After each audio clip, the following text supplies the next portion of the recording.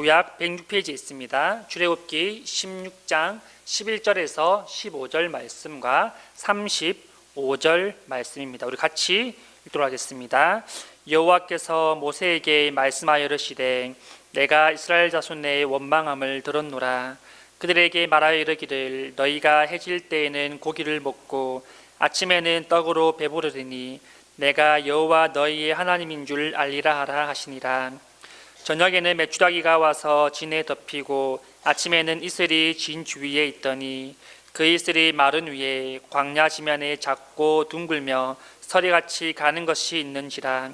이스라엘 자손이 보고 그것이 무엇인지 알지 못하여 서로 이르되 이것이 무엇이냐 하니 모세가 그들에게 이르되 이는 여호와께서 너희에게 주어 먹게 하신 양식이라. 35절입니다. 사람이 사는 땅에 이르기까지 이스라엘 자손이 40년 동안 만나를 먹었으니 곧 가나안 땅 접경에 이르기까지 그들이 만나를 먹었더라. 아멘. 네, 오늘 말씀 전하기 전에 강구 하나 하겠습니다. 오늘 유평화 성도님 모친상이 있습니다. 조문 출발은 오늘 교회에서 4시 30분에 차량으로 출발하게 됩니다. 함께 하실 분들은 4시 반까지 교회에 와주시면 감사하겠습니다.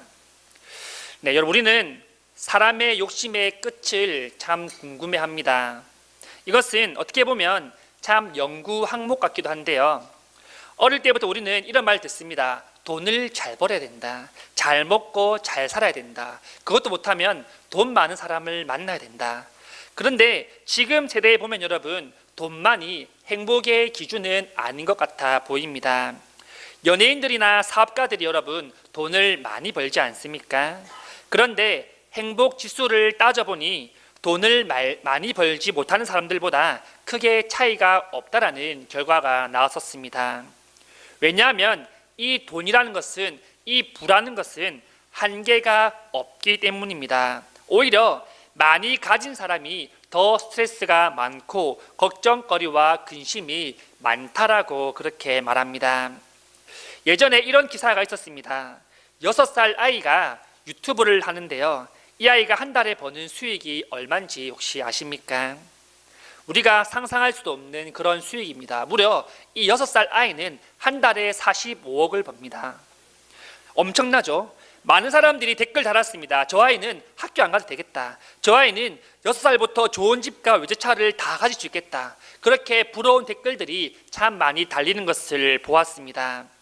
그런데 과연 그 아이가 돈을 많이 번다고 해서 평생 행복할 수 있을까요? 물론 행복할 수 있지만 무조건 행복하지 않다라고 저는 생각을 합니다. 많이 가질수록 위험의 요소도 크고 돈의 금액이 클수록 감당하기 힘들기 때문이죠. 그 다음에 여러분, 권력의 자리는 어떻겠습니까?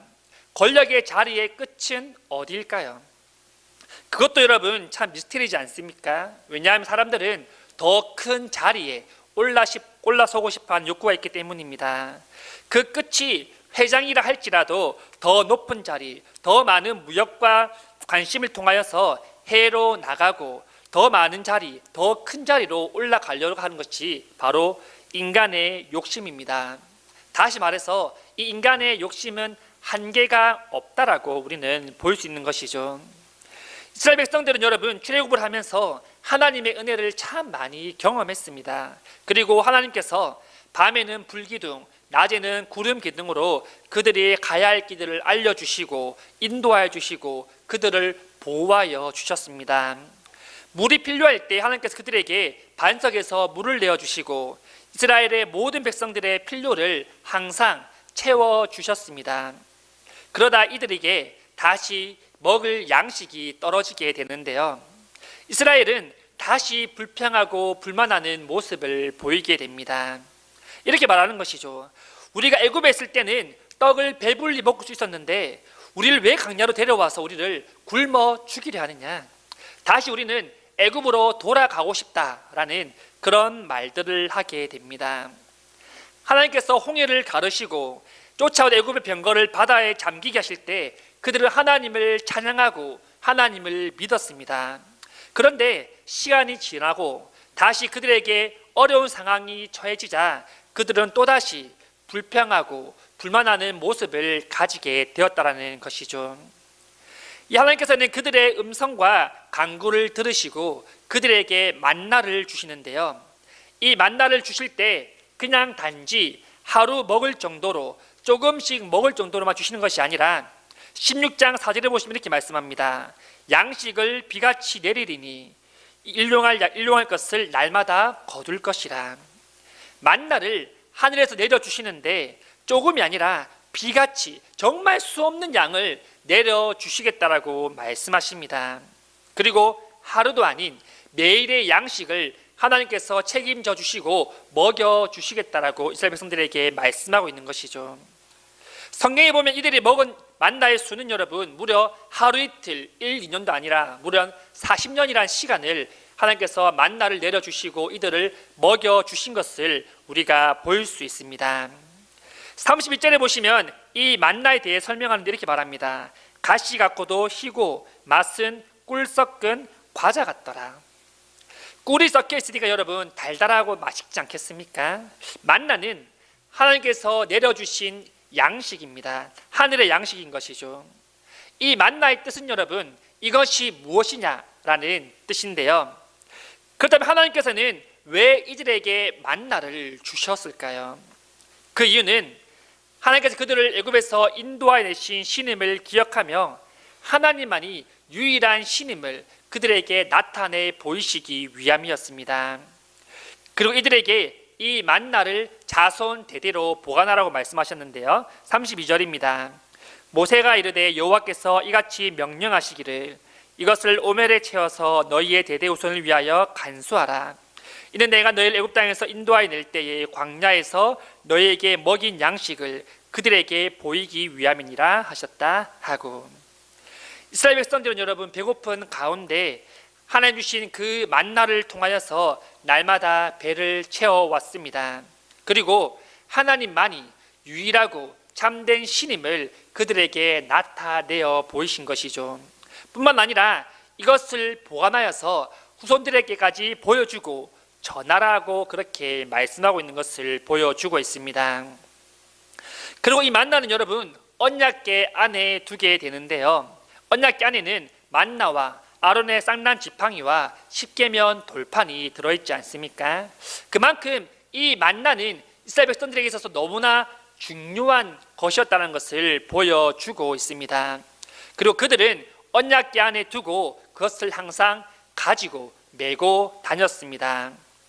하지만 이스라엘 욕심은 여러분 끝이 없었습니다. 필요할 때마다 채워주신 하나님 은혜를 경험했지만 비록 돈이 많지 않아도 하나님 주시는 그 양식으로 말미암아 평생을 먹고 살았지만 그들은 끝까지 하나님께 요구하고 불평하고 불만하는 것을 보게 되어집니다. 이들이 고기를 달라고 할 때는 하나님 저녁에 메추라기를 내려주셔서 고기까지 실컷 먹게 해주셨습니다.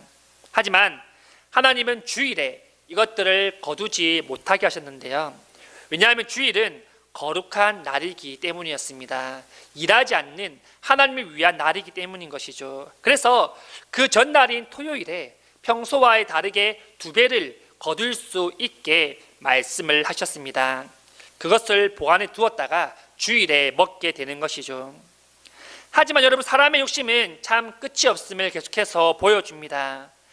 하나님의 말씀을 어기고 주일에 거두러 나가는 사람들도 있었으며 다 먹고 남기지 말라 하셨는데 다 먹었으면 더 이상 못 먹을까 봐 아까워서 그렇게 남기는 믿음이 연약한 자들도 이들 중에 있었다라는 사실을 성경은 말씀하고 계십니다. 하나님께서 모든 것을 날마다 때에 맞게 태워주심을 믿어야 되는데 이들은 눈에 보이는 것들에 집착하는 삶을 살아갔다라는 것을 말씀해 주고 있습니다. 여러분 그렇지 않습니까? 우리 지갑에 돈이 있어야 되고 통장에 돈이 있어야 되고 다른 사람이 부러워하는 자리에 앉아 있어야 조금이나마 우리의 마음이 편하지 않습니까? 그렇게 하면 다른 사람보다 내가 조금 더 나아 보이지 않습니까? 하지만 여러분 결국은 인간의 한계는 끝이 없기 때문에 또 요구하고 또 욕심을 부리게 된다라는 것입니다.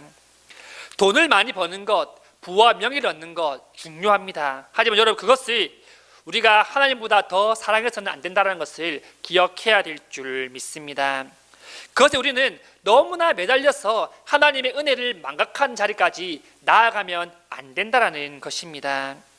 하나님이 주신 것을 통하여서 우리는 하나님께 영광 돌리는 자리에, 감사하는 자리에, 헌신하는 자리에, 도우는 자리에까지 우리는 나아가야 될 줄 믿습니다. 모든 일은 여러분 하나님의 영광을 위해서 해야 되는 것이죠. 내가 높아지려 하고 내가 뛰어나 보이려고 하면 하나님은 오히려 그 사람을 낮추신다라고 말씀하셨습니다. 하지만 우리가 하나님 앞에서 낮아질 때 하나님 우리를 존귀하게 사용해 주시고 우리를 높여 주실 줄 믿습니다. 우리는 모든 것을 함에 있어서 하나님을 위해 하며 하나님의 영광을 위해 우리는 살아야 될 줄 믿습니다. 성경 시대도 마찬가지지만 지금 우리 시대도 마찬가지지 않겠습니까? 인간의 욕심은 무한입니다. 그 욕심의 끝은 알 수 없습니다.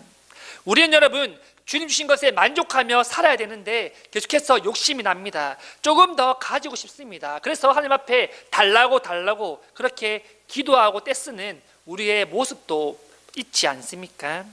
여러분 하나님은 우리의 모든 부족한 것을 다 아시는 분임을 믿고 고백할 수 있기를 소망합니다. 우리의 물질적인 것들, 우리의 모든 필요한 것들을 하나님은 공급해 주시고 채워 주시는 분이라는 것입니다. 이는 영적인 부분도 마찬가지입니다. 우리 영적으로 많이 부족할 때 하나님은 우리를 영적으로 채워주시고 말씀과 기도로서 우리를 살려주시고 우리에게 은혜를 부어주신다는 사실이죠. 가장 가까이 하나님을 체험했던 이 이스라엘 백성들도 자기들의 상황에 따라서 상황이 어려워지자 하나님께 불평하고 불만하는 모습을 가지고 있었습니다. 여러분 우리의 삶을 돌아볼 수 있기를 간절히 원합니다. 우리의 삶을 불평하고 불만한 적이 있으십니까? 하나님께서 때마다 돕는 은혜를 우리에게 주시는데 우리는 지금 당장 필요한 은혜를 하나님께 요구하지는 않고 계십니까? 하나님께서 당연히 나에게 은혜를 주셔야 되는 것처럼 당연히 내 기도를 무조건 들어주셔야 되는 것처럼 우리는 그렇게 하나님 앞에 요구하고 그렇게 기다리고 있지는 않으십니까? 여러분 그것은 우리의 욕심입니다. 우리는 기도를 통하여서 온전히 하나님 앞에 맡겨드려야 되는 것이죠. 그리고 그 기도의 응답은 여러분 내가 정하는 것이 아니라 하나님께서 정하시는 것입니다. 그렇기 때문에 우리는 믿고 기도할 자리에 나아가야 될 줄 믿습니다. 말씀을 정리하겠습니다. 비록 이스라엘 백성들은 또 하나님을 원망하고 불평하고 불편하지만 여전히 하나님은 그 백성을 돌아보시고 그들을 불쌍히 여겨 주셨습니다. 이 마음이 바로 여러분 우리 하나님의 마음이라는 것이죠. 하나님께 놀라운 기적을 베푸시는 것을 직접 보고 체험했던 이스라엘 백성들이지만 그 가운데 불평하고 불만했습니다. 하나님 보시기에 얼마나 미웠겠습니까? 그런데 하나님은 그들의 필요를 더 채워주시고 더 그들을 사랑하여 주시고 그들의 신음과 간구를 들어주시고 채워주셨다는 것입니다. 여러분 이스라엘과 함께 하신 그 하나님이 우리의 모든 삶을 주관하시는 분임을 믿고 고백할 수 있기를 간절히 소망합니다. 어려움을 만나게 될 때 여러분 불평하거나 불만하기보다 가장 먼저 하나님 앞에 나올 수 있기를 원합니다. 가장 먼저 기도 자리에 나와서 하나님의 뜻을 구하고 피할 길을 구하시기를 소망합니다. 또한 그 환난 가운데 주시는 하나님의 뜻과 그 말씀을 우리가 기억할 수 있기를 간절히 원합니다. 또한 때로는 내 생각과 하나님의 뜻이 다를 수 있지 않겠습니까? 여러분 우리의 생각을 버리고 온전히 하나님의 뜻에 맡기는 자리에 나아가야 될 줄 믿습니다. 성도님들이 우리의 필요를 채우시는 그 하나님의 무한한 은혜를 기억하며 온전히 우리의 삶을 믿음으로써 맡길 수 있는 자리가 나아갈 수 있기를 간절히 소망합니다.